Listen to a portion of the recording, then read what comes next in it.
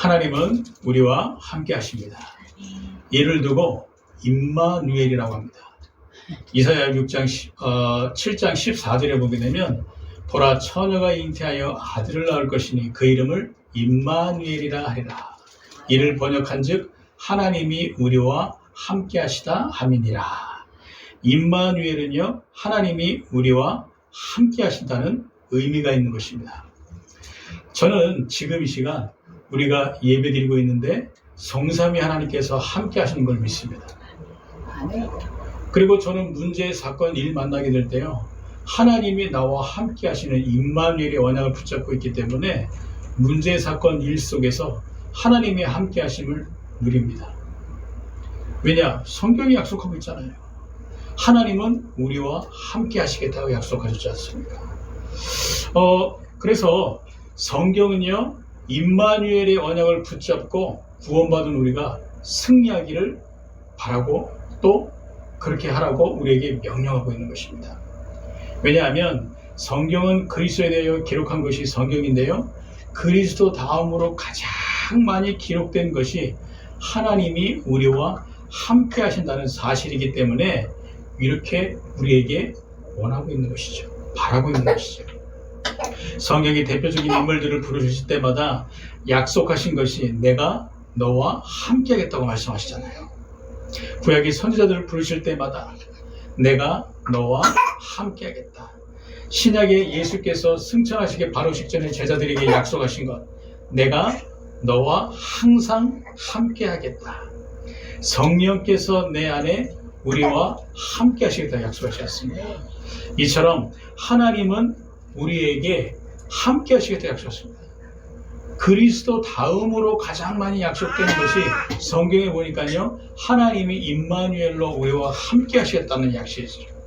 그래서 저는요, 예배 때마다 이 사실을 믿고 예배자로 선 것입니다. 여러분도 이 언약을 붙잡고 예배자로 서잖아요. 그렇죠? 두세 사람이 내 이름으로 모인 것에 나도 그들과 함께 있느니라. 하나님은 이 시간 우리와 함께 하시는 사실을 믿으시기 바랍니다. 그리고 문제, 사건, 일들 속에서요, 하나님은 우리와 함께 하시잖아요.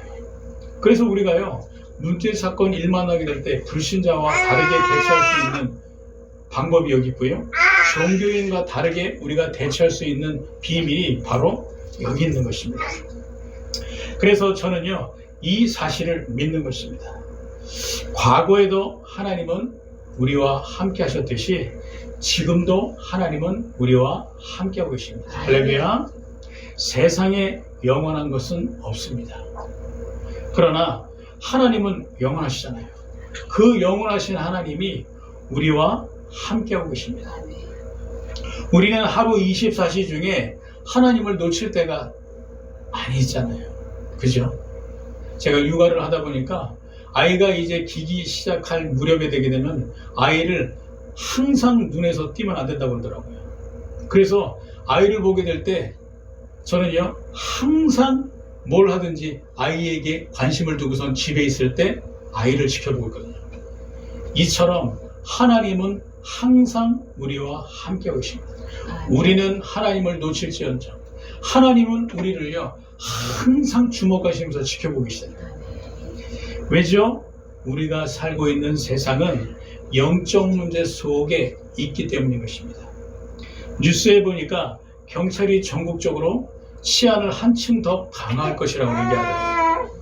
웬고하니까요, 묻지마 칼부림이 유행하고 있기 때문에 그런 거예요. 여러분도 잘 아시다시피 뉴스에서 보니까 신림동 사건, 40대 교사 살해 사건, 이것이요, 묻지마 살해 사건이죠. 일면식도 없는 잘 알지 못하는 사람에게 칼부림을 해가지고요, 사람을 해하게 하거나 죽이거나, 그리고 자기가 알고 있는 지인이었던 이 교사에 대한 원한을 가지고 다시 찾아와가지고요, 40대 교사를 무차별로 칼로 찔러서 살해하는 묻지마 칼부림. 이것이 무엇입니까? 영적 문제란 것입니다. 오랜 세월 동안 남모르게 영적인 문제로 고통을 받고 있던 이들이 어느 날 세상을 향하여, 사람들을 향하여 반기를 들고 일어난 거예요. 이것이 바로 정신 문제로 시작된 거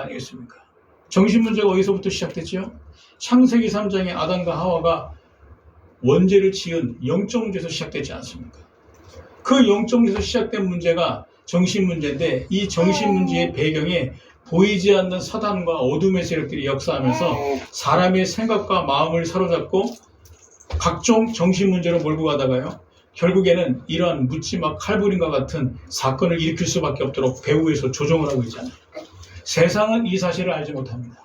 종교인들도 이 사실을 알지 못합니다. 정치인들도 이 사실을 알지 못한다. 그러나 우리는 영적인 문제를 알고 있잖아요. 이 영적인 문제의 배후에 사탄과 그의 세력들이 역사하기 때문에요. 이러한 문제가 생기는 것이죠. 영적 상태가 얼마나 중요한지 모릅니다. 피해자나 가해자나 똑같은 영적 문제에서 시작된 영적 상태 속에 있다 보니까 어느 날 피해자들도요. 일면식도 없는 가해자를 만나거나 또한 원한을 둔 가해자에게 이렇게 상해를 입고 죽임을 당할 수밖에 없는 것이죠. 그래서 영적 상태가 굉장히 중요해요. 우리가 성령 충만함을 받게 될 때는요. 눈에 보이지 않는 어둠의 세력이 꺾입니다. 하나님이 우리와 함께 하시고 하나님이 우리에게 역사하시잖아요. 성령 충만한 사람에게 어디 감히 이런 묻지마 칼부림에 이 가해자가 우리에게 찾아와서 이런 일을 범하겠어요. 우리가 성령 충만하게 되면요. 눈에 보이지 않는 이 영적인 세계를 정복할 수 있듯이 반대로 안타깝게도요. 가해자들 뿐만 아니라 피해자들도 영적 상태가요. 이 영적인 문제 속에 있다 보니까 어느 날 이 사건의 주인공과 피해자가 될 수밖에 없는 것이죠. 그래서 지금 경찰이 전국적으로 치안을 한층 더 강화한다고 하는 것입니다. 이처럼 우리가 살고 있는 세상은 지금 영적 문제 속에 있습니다. 여러분 묻지마 칼부림이며 세상이 영적 문제 속에 있다라는 하나의 단면을 우리에게 보여주는 사건이지 않습니까? 그렇죠? 옛말에 하나를 보면 열을 알아야 된다라는 말이 있듯이 우리는요 이 사건을 통해서 지금 세상이 이러한 영적 문제 속에 있구나, 세상이 이런 영적 상태 속에서 이러한 고통 속에 있구나 라는 부분들을 우리가 볼 수 있어야 되는 것이죠. 그래서 하나님은 우리와 함께 하시겠다고 약속하신 것입니다. 어떻게 해요? 항상, 지금도, 영원히. 이 사실을 여러분이 정말로 믿는다면요, 여러분이 가는 곳마다 영적 문제는 떠나가는 역사가 나타나게 될 줄로 믿으시기 바랍니다. 여호와께서 모세에게 주신 임마누엘의 언약을 붙잡고 모세가 애굽에 갔을 때요, 어떤 역사가 일어났죠? 애굽의 10가지 재앙이 떠나가는 역사가 일어나지 않았습니까? 이것이 바로 무엇이요? 영적인 문제가 떠나간다는 것입니다. 임마누엘의 언약을 붙잡은 자가 세상에 나가게 될 때는요, 영적 문제가 떠나가게 되어 있는 것입니다. 이 사실을 여러분이 정말로 믿는다면 여러분이 가는 곳마다 영적 문제는 떠나가는 역사가 일어나게 될 줄로 믿으시기 바랍니다. 이 사실을 여러분이 정말로 믿는다면요, 여러분이 가는 곳마다 영적 문제 속에 있는 세상은 변하게 되어 있는 것입니다. 예수께서 제자들에게 마지막으로 약속하신 것이 무엇입니까? 임마누엘의 언약이잖아요. 볼지어다 내가 세상 끝날까지 너희와 항상 함께 있으리라 하시니라. 임마누엘의 언약. 이것을 붙잡고 제자들이 영적 문제 속에 있는 세상에 믿음의 발을 디디게 될 때 어떤 일이 일어났죠? 세상이 변화됐잖아요. 그 증거가 바로 사도행전이지 않습니까? 그래서 여러분들이 이 임마누엘의 언약을 붙잡고 정말로 이 임마누엘의 언약을 믿는다면 여러분이 가는 곳마다 영적 문제 속에 있는 세상은 변하게 될 줄로 믿으시기 바랍니다. 여러분의 믿음이 세상을 치유하고 세상을 변화시킬 수 있습니다. 믿음이 없이는 하나님을 기쁘시게 하지 못하나니 하나님께 나아가는 자는 그가 반드시 살아계신 것과 자기를 찾는 자에게 상 주시는 이심을 믿어야 할지니라. 아멘. 여러분의 믿음이요, 세상을 치유하고 세상을 변화시킬 수 있다니까요. 하나님은 영적 문제 속에 있는 세상을 치유하고 변화시키시기 원하시잖아요. 하나님은 영적 문제 속에 있는 세상을 치유하고 변화시키는데 우리를 통하여서 하나님은 이 세상을 치유하고 변화시키시기 원하시는 것입니다. 그래서 하나님은 우리와 함께 하시겠다고 약속하신 것이죠. 마태복음 28장 20절에 보니까 볼지어다 내가 세상 끝날까지 너희와 항상 함께 있으리라 하시니라. 하나님이 우리와 함께 하시는 것입니다. 그리고 하나님은 우리에게 믿음을 요구하시는 것입니다. 할 수 있거든요. 무슨 말이냐? 믿는 자에게는 능치 못할 일이 없느니라. 믿는 자에게는 능치 못할 일이 없다. 그래서 우리에게 하나님이 믿음을 요구하시는 것입니다. 그러므로 한 주간 우리가 붙잡을 언약은 임마누엘의 언약인 것입니다. 오늘 우리가 함께 본 성경 본문에서도요, 이 임마누엘에 관하여 말씀하고 있는 것입니다. 19절과 20절에 말씀하고 있지 않습니까? 우리 읽어보도록 할까요? 진실로 다시 너희에게 이르노니 너희 중에 두 사람이 땅에서 합심하며 무엇인지 구하면 하늘에 계신 내 아버지께서 그들을 위하여 이루게 하시리라. 두세 사람이 내 이름으로 모인 곳에는 나도 그들과 함께 있느니라. 뭐라고요? 두세 사람이 내 이름으로 모인 곳에 나도 그들과 함께 있다고 약속하지 않습니까? 그래서 성경은요, 임마누엘에 관하여 말씀하고 있는 것입니다. 15절, 16절은 영적 문제를 보고 속지 말라는 것이고요. 17절은 하나님께 맡기라는 것.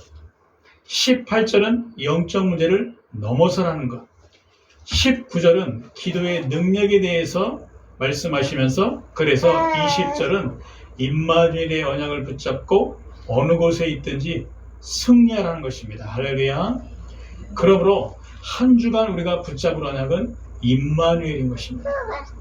우리 다 같이 성경 부문을 살펴보도록 하겠습니다. 15절, 16절은요, 영적 문제를 보고 속지 말라는 것이죠.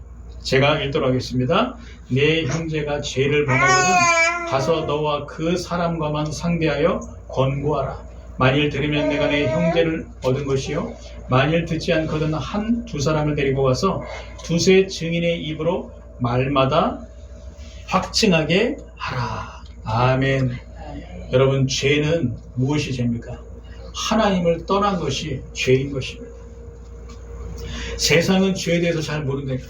민법, 형법에서 말하는 그런 죄 말고, 종교 서적에서 기록된 윤리, 도덕적인 죄 말고, 성경에서 말하고 있는 죄는요, 하나님과 함께 될 인간이 하나님을 떠난 것을 두고 죄라고 말하고 있는 것입니다.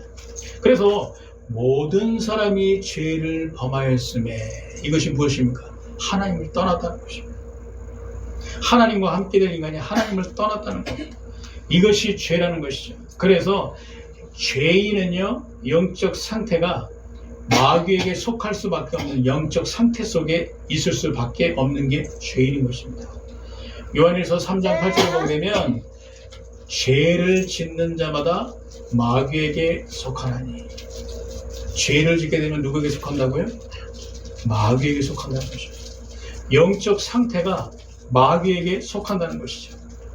그래서 예수께서는 교회 안과 밖의 문제를 통해서 제자들에게 죄 문제가 일어나는 걸 통해서 영적 문제를 보라는 것입니다.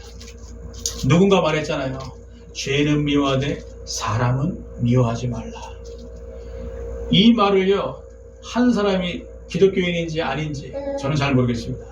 그러나 이 말이요, 기독교에서 말하는 죄에 대한 관점을 정확히 짚은 것입니다. 왜냐? 영적 상태. 영적 상태가 교회 안과 밖으로 마귀가 활동하고 있는 영적 상태이다 보니까요, 죄를 지은 형제를 보게 될 때 두세 사람이 또 교회에서 그를 권면하는 것이죠. 여러분, 세상은 죄 짓는 사람들을 어떻게 합니까? 단호하게 법으로 심판해 보지 않습니까? 그러나 기독교에서 말하는 죄에 대한 부분과 죄인에 대한 부분들을 어떻게 우리는 이해하고 있어야죠? 아, 저 사람이 영적 문제 속에 있기 때문에 저런 죄를 지을 수밖에 없는 것이고, 저 사람의 영적 상태가 성령 충만하지 못하다 보니까 교회 안과 밖으로 이런저런 문제들을 일으킬 수밖에 없었던 것이구나. 우리가 이 눈으로 사람들을 볼 수 있어야 된다. 교회 안과 밖의 문제를 통해서요, 이 눈으로 세상을 볼 수 있어야 되는 것입니다. 저는 교육자 때 교회에서 수많은 문제를 보았습니다. 그 문제를 보게 될 때요, 가슴 아픈 거였지. 아, 왜 교회에 이런 문제가 일어나게 될까? 교회는 하나님이 세우신 그리스도의 핏값으로 세운 것이 교회인데 왜 교회에 이런 문제들이 일어날까? 저는 교육자로서요, 진짜 벙어리 3년, 귀버거리 3년, 장님 3년이 돼야 시집살이를 할 수 있다고 얘기했는데, 저는 이처럼 교육자 생활하면서요, 진짜 교회 문제를 수없이 많이 봤어요.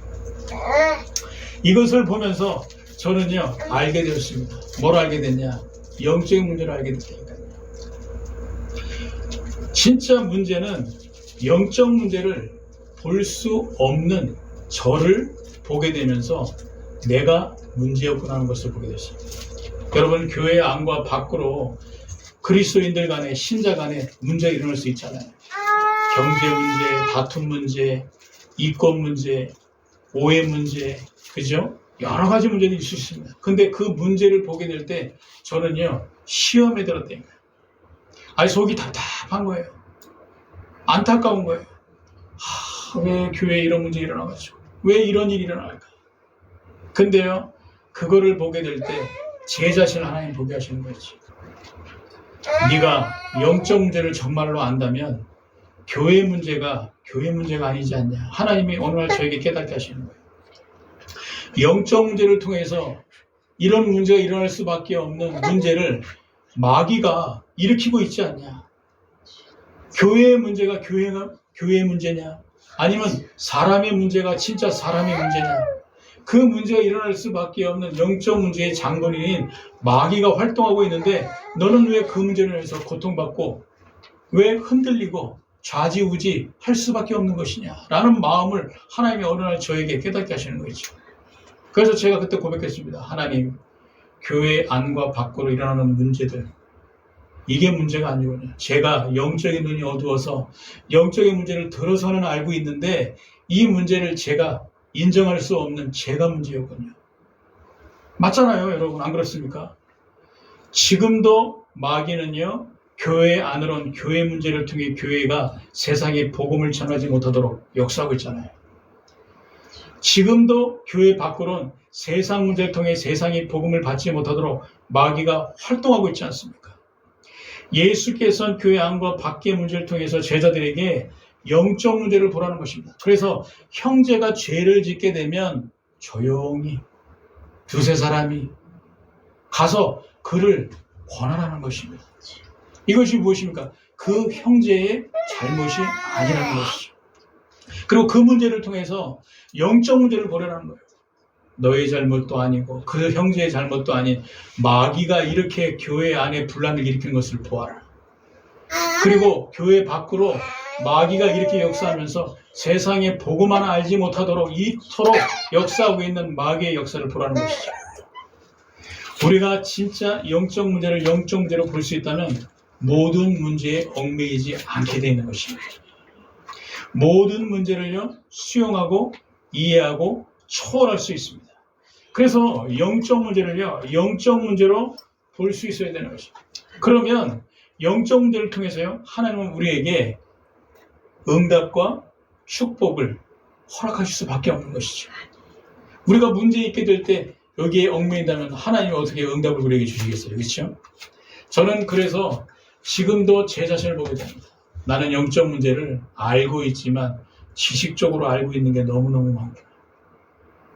그래서 지금도요, 목회하면서 제 자신의 문제를 보고 또 교회의 문제를 보고 가정의 문제를 보면서 아직도 내가 내 지식으로 알고 있는 영적인 문제에 대한 이 얇은 부분들이 영적인 문제에 대한 깊은 이해로 뒤바꾸게 하기 위해서 하나님이 나에게 이러한 교회, 가정에 제 자신의 문제도 허락하시면서 보게 하시는 거, 이런 부분들도 발견하거든요. 여러분들은 여러분들에게 있는 문제 어떻게 보고 계십니까? 그것이 문제입니까? 그 문제 배후에 그 문제를 가져다는 영적 문제의 장본인이 따로 있잖아요. 마귀가 역사하고 있지 않습니까? 이 문제를 가지고 여러분에게 그리스도 하나 놓치도록, 또 여러분들이 그리스도를 누리지 못하도록, 그래서 세상에 그리스도를 전하지 못하도록 역사하는 마귀의 역사가 있다는 사실이 보여지지 않습니까? 이것을 혹시 여러분이 지식으로만 알고 있다면 여러분들은 그 문제 속에서 아직도 빠져나오지 못하고 있는 여러분 자신을 보게 될 것입니다. 그러나 여러분들이 이 영적인 문제를 진짜로 볼 수 있는 하나님의 시간표가 되어져 있게 될 때 여러분들은요, 모든 사람을 수용하고 이해하고 초월할 뿐만 아니라 모든 문제 속에서 또 다른 하나님의 응답과 축복을 찾아낼 수 있게 될 줄로 믿으시기 바랍니다. 그래서 15절, 16절은요, 영적 문제를 보고 예수께서 제자들에게 속지 말라는 것입니다. 할렐루야. 17절은 하나님께 맡기라는 것입니다. 17절입니다. 만일 그들의 말도 듣지 않거든 교회의 말하고 교회의 말도 듣지 않거든 이방인과 세리와 같이 여기라. 아멘. 옛말에 달면 삼키고 쓰면 뱉으라는 말이 있죠. 여러분, 세상은요, 사람이 필요하게 될 때 사람을 찾습니다. 그리고 세상은 사람이 필요하지 않게 되면 과감히 내쳐버리게 됩니다. 이게 세상입니다. 그래서 세상은 알고 보면 무서운 것이 세상이다 라고 말하지 않습니다. 왜죠? 이게 바로 성경 본문을 통해서 예수께서 우리에게 주시는 교훈인 것입니다. 예수께서 말씀하시는 거예요. 그들의 말도 듣지 않고 교회의 말도 듣지 않거든 이방인과 세리와 같이 여기라. 이건 뭔 말입니까? 예수님이 그 사람을 내치라는 것입니까? 영적 문제 속에 빠져 교회 안과 밖으로 죄를 짓고 문제를 일으키는 사람을 내치라는 거예요? 우리 주님이 그런 분이십니까? 아닙니다. 우리 주님께서는 하나님께 맡기라고 말씀을 주시는 것이죠. 제자들에게요, 이 교훈을 주시는 것입니다. 왜죠? 모든 것은 하나님의 절대 주권이 있잖아요. 우리 인생의 생사화복이 누구의 손에 있죠? 나라의 흥망성쇠가 누구의 손에 있죠? 모든 것이 하나님의 절대 주권 속에 있는 하나님 손에 있단 말이에요. 그래서 하나님은요, 우리에게 일어나는 모든 문제 속에서 기도를 통해 하나님께 맡기라고 말씀하시는 것입니다. 교회 안의 문제에 대하여 우리가 함부로 판단해서는 안 될 이유가 하나님의 절대 주권이 있다. 할렐루야. 하나님의 절대 주권을 믿는 자는요, 반석과 같은 믿음으로 흔들리지 않습니다. 그리고 함부로 사람과 일과 문제, 사건을 판단하지 않죠. 또한 세상 문제를 보고 우리가 좌지우지하지 않을 이유가 바로 모든 세상의 문제는요, 하나님의 절대 주권 속에 있기 때문에. 안 그렇습니까? 그래서 예수께서는 제자들에게 모든 것은 하나님의 절대 주권이 있으므로 하나님께 맡기라는 것이죠. 17절은요, 기도로 하나님께 맡기라는 부분에 말하고 있는 것입니다. 18절은 영적 문제를 넘어서라는 것이죠. 제가 있습니다. 진실로 너에게 이르노니 무엇이든지 너희가 땅에서 매면 하늘에서도 매일 것이요 무엇이든지 땅에서도 풀면 하늘에서도 풀리리라. 제가 돌이켜보게 되면 과거의 신학교 과정, 교육자 생활, 하나님이 저를 하나님의 사람으로 만들어서 쓰시기 위한 과정이었구나 라는 부분들이 보여지는 거죠. 왜죠? 여러분, 생각이 중요하잖아요. 저는 아직도 신학교를 다니고 있지만 생각은 평신도 수준. 그러니까 하나님이 신학교 과정을 통해서 저를요, 교육자로 만들기 위해서 저의 생각을 변화시키시는 거 있죠. 교육자가 되고서는요, 목회를 할 수 있는 목회자가 되기 때문에 저에게 이 교육자로서의 한계, 그 수준에서 빨리 벗어나도록 이런저런 문제들을 보게 하시고 현장을 보게 하시고 사람을 보게 하시고 저에게 응답과 축복과 하나님의 역사를 체험케 하셨더라고요. 그래서 돌이켜보게 되면 하나님이 저의 지난 신학교 과정과 교육자 생활을 통해서 저의 생각을 뒤바꾸게 하신 거 있죠. 때로는 힘들고 고달프고 괴로운 시절도 있었습니다. 근데 그 시절이 있어야 하나님의 사람으로, 하나님이 쓰시기에 좋은 하나님의 사람으로 뒤바뀌게 되는 것이죠. 그렇다면 지금은 괜찮느냐? 지금도 똑같아요.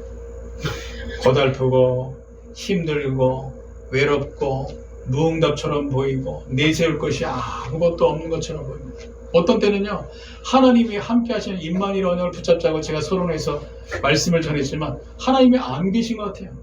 앞을 봐도 뒤를 봐도 좌우를 봐도 욥이 앞뒤 좌우를 보게 돼도 하나님이 안 계신 것 같다라고 얘기했던 것처럼 진짜 지금도 똑같습니다. 그러나 저는 압니다. 하나님이 앞으로 저와 여러분을 통해서 행하실 전도운동을, 제자운동을, 생명운동을, 말씀운동을, 교회운동을 저는 믿거든요. 이게 보여지거든요. 그렇기 때문에 저의 생각과 여러분의 생각을 빨리 바꾸셔가지고요, 하나님이 하나님의 사람으로 쓰시기 좋은 그릇으로 만들어 버리시는 과정 중입니다. 그래서 하나님의 응답은 우리의 생각에서부터 시작되는 것입니다. 여러분, 중독자들을 보셨습니까? 중독자들은요, 하나같이 과거 상처 속에 있습니다. 술, 마약, 음란, 게임 중독, 이게 문제가 아니라니까요. 중독이 문제가 아니에요. 이분들이 중독자가 될 수밖에 없는 마음 깊숙한 곳에 과거 상처가 있는 거예요. 사람에게 받은 상처, 나 자신에 대한 상처, 세상에 대한 상처, 부모에게 받은 상처, 이 상처를 가지고 꽁꽁 살아가니 어떻게 사람이 살겠어요? 그러니 중독이라도 가까이 하면서 중독자라도 돼야지. 거기에서 탈출구를 찾는 것이죠. 이것이 바로 중독자들의 특징인 것입니다. 그들의 생각이 과거 상처 속에서 벗어나지 못하고 있는 거예요. 빠져나오려고 하지도 않고 있는 것이죠. 그래서 중독자들은 중독자들이 될 수밖에 없는 것처럼, 반대로 성공인들은요, 생각 자체가 성공할 수밖에 없는 생각을 가지고 세상에 나아가잖아요. 성경에 응답받은 사람들은 과거의 상처에서 벗어나 하나님의 언약을 붙잡고 오늘을 믿음으로 살았던 사람들이 성경에 응답받은 사람들이었지 않습니까? 대표적으로 바울을 보게 되면 뭐라고 하냐, 내가 과거에는 핍박자요, 박해자였었다. 그러나 이제는 내가 하나님의 은혜로 나의 나 된 것이 하나님의 은혜로 된 것이다. 아멘. 과거 상처를 벗어난 사람의 고백이죠. 그러니까 바울이요, 전 세계 복음을 전하는 거예요. 바울을 통해서 하나님이 복음 증인의 전도자로 하나님이 바울을 쓰시는 거예요. 그래서 우리의 생각이 곧 응답이래요. 우리의 생각이 하나님의 응답의 시작이 되어 있는 것입니다. 성경 본문에 보게 되면 예수께서 모든 얽매이는 것에서 벗어나라고 하는 것입니다. 왜죠? 우리의 생각이 곧 응답이니까. 구원받은 이후에도 우리의 발목을 잡고 있는 과거 상처, 피해의식, 열등의식과 같은 모든 얽매이는 것이 우리의 영적 문제인 것처럼 이러한 사소한 것들이 위대한 하나님의 응답을 막고 있는 것입니다. 여러분, 대표적으로 초대교회와 이 바울을 비교해 보세요. 초대교회는요, 세계복음화의 쓰임을 받습니다. 예루살렘과 온 유대와 사마리아까지 복음 전파의 사명을 가지고 쓰임을 받았지만 결정적인 세계복음화의 응답은요, 바울이 받았거든요. 왜입니까? 초대교회는요, 유대교 사상에서 벗어나지 못하고 있는 거예요. 이방인과 선민, 이 수준에서 못 벗어나고 있다 보니까 하나님이 쓰실래야 쓰실 수가, 하나님이 세계복음화의 엄청난 제자와 교회의 응답들을 쏟아부어주고 싶으신데 유대교 사상에서 아직도 벗어나지 못하고, 반대로 바울은 어떻습니까? 예수 그리스도를 다메섹에서 만난 이후에 13년 동안 아라비아와 그 고향에서 다시 한번 그리스도의 복음으로 완전히 그의 유대 사상에서 탈피한 이후에요, 가는 데마다 그리스도의 복음을 가지고요, 진짜 참된 하나님의 복음을 전하다 보니까 과거에서 벗어나 그의 생각이 응답받을 수밖에 없는 세계복음의 응답의 주인공이 될 수밖에 없도록 하나님이 축복하시잖아요. 이것이 바로 바울과 초대교회의 차이인 것입니다. 그래서 생각의 차이가 이렇게 중요해요. 우리의 생각이 얼마나 중요하죠. 그래서 예수께서는 모든 얽매이는 것에서 벗어나라는 것입니다. 너희가 땅에서도 매이면 하늘에서도 매일 것이요, 땅에서 풀면 하늘에서도 풀리리라. 이것은 무엇입니까? 빨리 생각을 바꾸라는 것이죠. 생각이 곧 응답이기 때문에 모든 얽매이는 것에서 벗어나는 것입니다.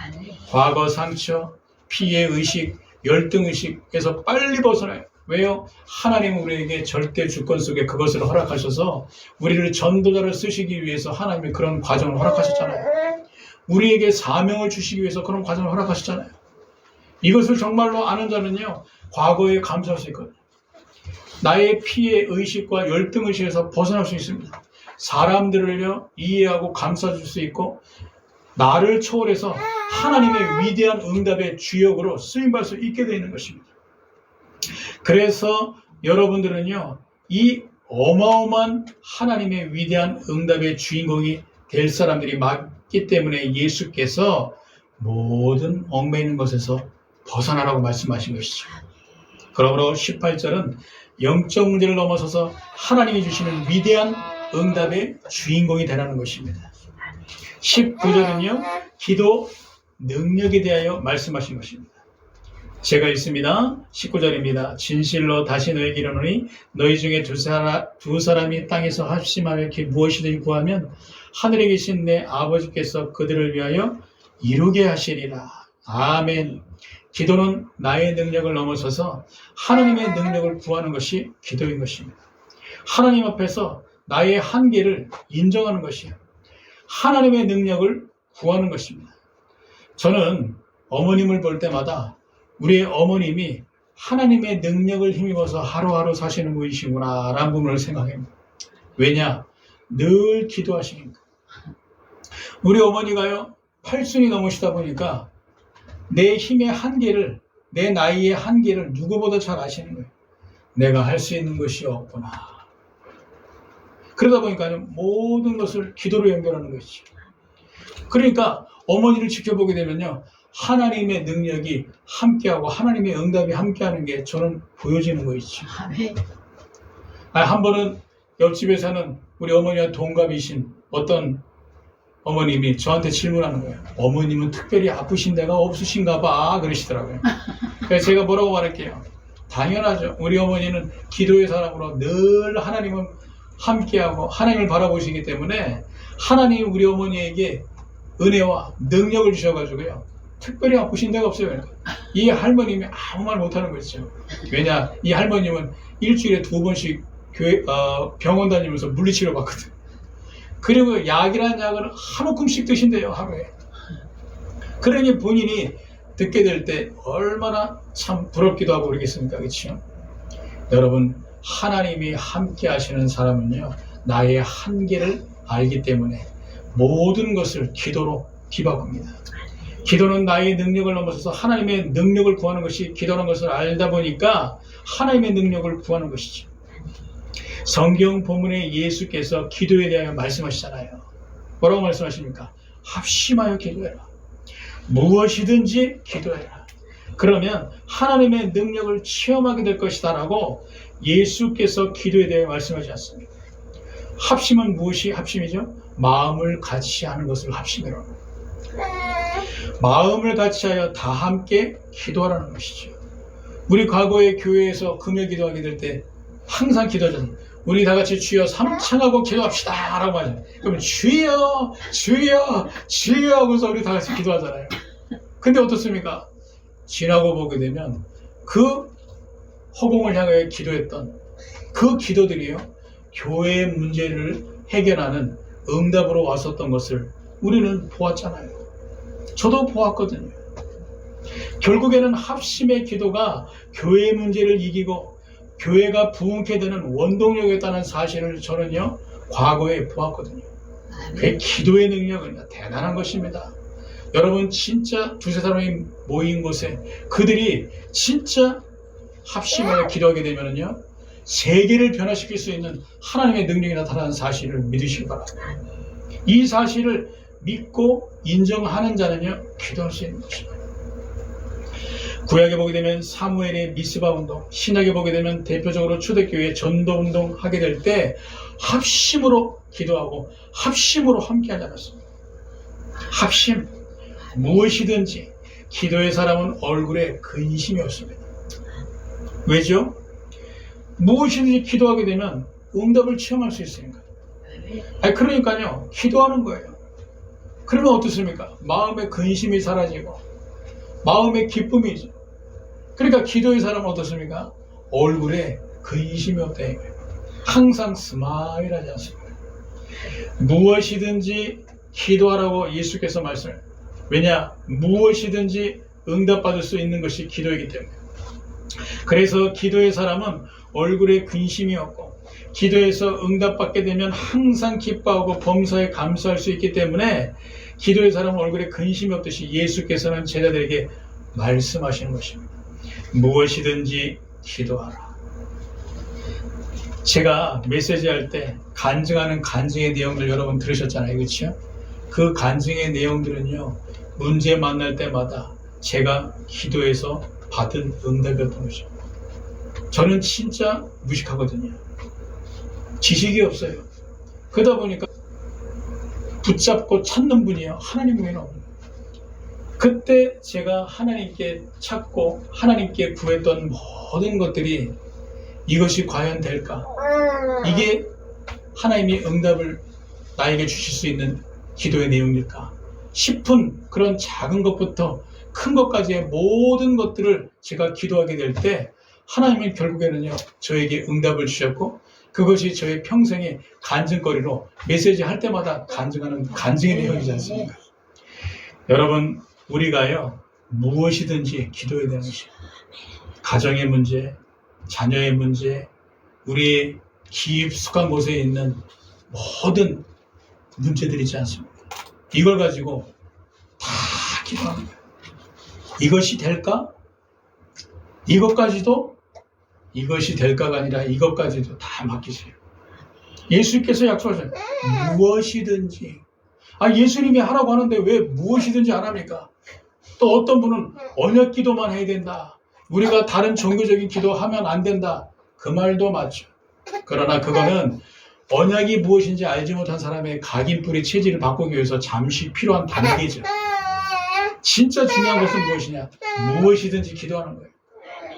크고 작은 문제건, 가정의 문제건, 수능 문제건 할 것 없이 무엇이든지 기도하는 거예요.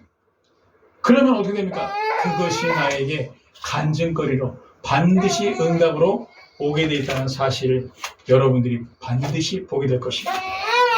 그래서 예수께서는 무엇이든지 기도하라. 그리하면 하나님의 능력을 체험하게 될 것이다. 20절은 임마누엘의 언약을 붙잡고 어느 곳에 있든지 승리하라는 것입니다. 제가 읽습니다. 20절입니다. 두세 사람이 내 이름으로 모인 곳에는 나도 그들 중에 있느니라. 여러분, 전쟁은 사느냐 죽느냐 생사가 관련되어 있는 게 전쟁인 것입니다. 지금 우크라이나와 러시아가 1년 넘도록 전쟁을 하고 있지 않습니까? 그 나라와 민족과 미래와 후대의 생사가 결정되는 것이기 때문에 이 두 나라가요, 이 악물고 싸우는 거예요. 치고받고 싸우는 것입니다. 전쟁은 무서운 것이거든요. 우리도 마찬가지인 것입니다. 우리가 살고 있는 지역, 이 세상에서 사탄의 세력들과 우리는 영적 전쟁을 하고 있지 않습니까? 휴전 상태가 아니니까. 주님 재림에 오셔서 주님이 사탄과 흑암의 세력들을 심판하시고 지옥에 가둘 때까지 우리는요, 영적 전쟁 중이라니까요. 휴전이라는 게 없습니다. 우리는 지금 영적 전쟁 중인 이 세상 속에서 살아가고 있는 거예요. 그래서 바울은 말하지 않았습니까? 우리의 싸움은 혈과 육이 아니다. 하늘의 공중권세 잡은 자와 악한 영들에 대한 싸움이다라고 바울이 말하셨습니다. 영적 전쟁은요, 사느냐 죽느냐 생사가 관련되어 있는 게 영적 전쟁인 것입니다. 우리는 영적 군사잖아요. 우리가 살고 있는 이 지역이 하나님이 우리에게 맡기신 영적 전쟁터이지 않습니까? 그래서 우리의 믿음에 지역과 나라와 미래와 후대가 걸려있는 것입니다. 우리의 믿음이 그렇게 중요한 것이니까요.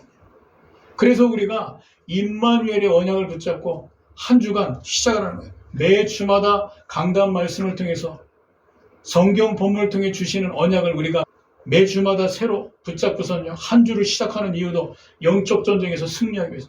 그래야 지역과 나라와 미래와 후대의 이 생사 화복, 이 모든 것들이 응답이 결정되어 있기 때문에 예수께서는 20절에 말씀을 두세 사람이 내 이름으로 모인 곳에 나도 그들과 함께. 예수께서 할 일이 없으셔서 그 약속을 하시겠습니까? 영적 전쟁이 치열한 이 전쟁터가 세상이기 때문에 두세 사람이 내 이름으로 모여서 함께하게 될 때 내가 그들과 함께하게 됩니다. 약속하신 것이 우리를 위로하고 힘주시려고 하는 그 정도의 수준이 아니니까요. 제자들이 영적 전쟁에서 승리하도록 내 이름으로 모인 곳에 함께 하시겠다고 말씀하신 것입니다. 전쟁에서 승리하기 위해선 전쟁에 능한 지휘관이 필요하듯이 그리스도는 우리의 지휘관이십니다. 영적 전쟁에서 승리하기 위해 그리스도께서 임마누엘의 언약을 우리에게 주시면서 전쟁에 능한 지휘관이 그리스도시고 우리의 대장이 그리스도이시기 때문에 그리스도를 주인으로 삼고 영적 전쟁에서 승리하게 하시겠다고 약속하신 것이죠. 결론입니다. 임마누엘의 언약을 붙잡고 영적 전쟁에서 승리하자. 임마누엘의 언약은요, 4가지가 있습니다. 첫 번째가 모든 문제를 영적 문제로 보고 속지 말자. 흑암 세력들은 끝없이 우리를 속이지 않습니까? 그래서 예수님은 흑암의 세력들 두고 뭐라고 하셨습니까? 그는 속이는 자다. 그는 거짓말하는 자.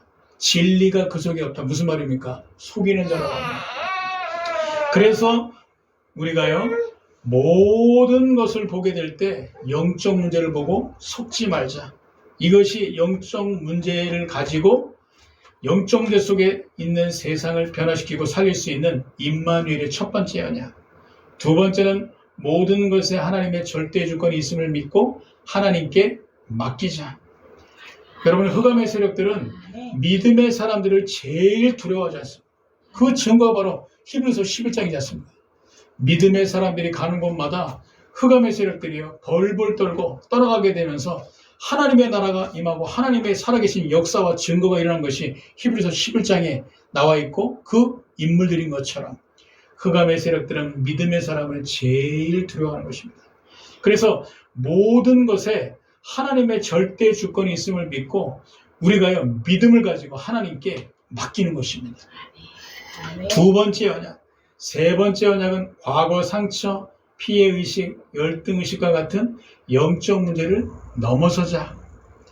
여러분, 흑암의 세력들은요 우리 한 사람이 무너지게 되면 모든 것이 무너진다는 것을 누구보다 잘 알고 있습니다.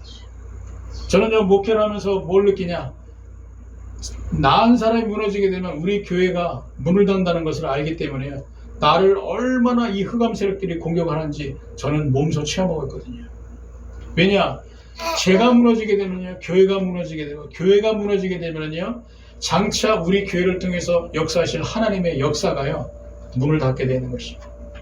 그래서 저에게 얼마나 역사하는지 몰라요. 흑암 세력들은 여러분 한 사람이 무너지면 여러분 가정과 가문이 무너진다는 걸 알고 있습니다. 그래서 여러분들에게 공격을 하는 거예요. 결국에는 우리 자신 안에 있는 내가 알지 못하는 과거 상처, 피해의식, 열등의식, 이런 나의 내재된 이런 무의식 중에 있는 문제, 다른 말로 영적 문제를 가지고 흑암 세력들은 공격하고 있잖아요. 그래서 과거 상처, 피해의식, 열등의식과 같은 영적 문제를 넘어서자. 마지막 네 번째, 합심하여 무엇이든지 기도하여 하나님의 능력을 체험하자. 흑암 세력들은요 기도의 사람을 가장 싫어합니다. 그래서 이 기도의 사람들이 기도할 때 이 흑암의 세력들은요 함께 모이지 못하도록 분열시키고요 그리고 기도하지 못하도록 여러 가지 갈등과 문제를 주지 않습니까? 기도는 하나님의 보좌를 움직일 수 있는 것입니다. 신자인 우리는 잘 모르지만 흑암 세력들은 누구보다 잘 안다는 거 아니에요. 우리가 기도하게 될 때 어떻게 해요? 합심으로. 어떤 내용으로 해요? 무엇이든지. 기도하게 될 때 하늘 보좌에 우리의 기도가 상달되고 우리 교회의 기도가 상달되기 때문에 그 기도가 반드시 놀라운 하나님의 능력으로 체험된다는 것을 흑암 세력들은 누구보다 잘 알게 돼요. 그래서 흑암의 세력들은요 기도의 사람을 가장 싫어합니다. 그러므로 우리는 흑암 세력들이 싫어하는 것만 골라서 하면 되는 거예요. 어떻게 해요? 합심으로 무엇이든지 기도하여 하나님의 능력을 체험하자. 마지막 네 번째, 임마누엘의 언약 안에 있는 내용인 것이죠. 그래서 성경이 이 승리를 보장하고 있기 때문에 우리가 이 임마누엘의 언약을 붙잡고 이 네 가지 언약으로 영적 전쟁에서 승리하자. 그러므로 결론으로 임마누엘의 언약을 붙잡고 영적 전쟁에서 승리하자.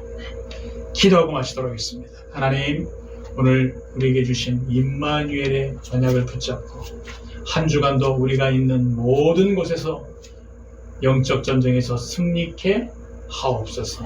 예수 그리스도 이름으로 기도드리옵나이다. 아멘.